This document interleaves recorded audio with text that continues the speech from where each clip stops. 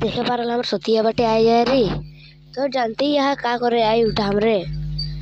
Last तक देखबा हमरे वीडियोटा, लाइक और कमेंट करबा।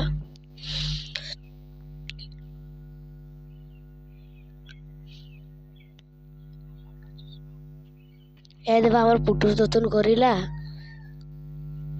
पुटुस से ही आहे। देखा हमर हाथे धराए गेलो। एबार हमरे जाती एपर दतन होते होते स्कूल बाटे, स्कूले मुंह कौन धोआए हबी और तोरा देखती है वीडियो।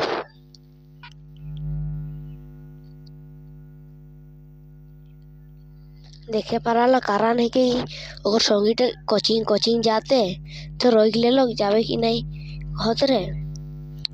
बात एक चीज हलो एबार स्कूल बाटे हमारे चलली मुंह कान धोआए हबी।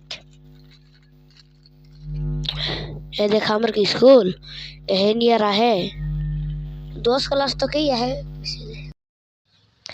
गणा धोआए होती एबार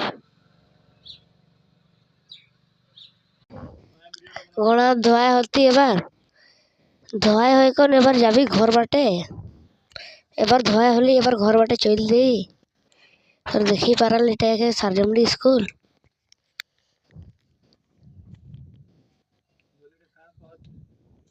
ये देखे कारण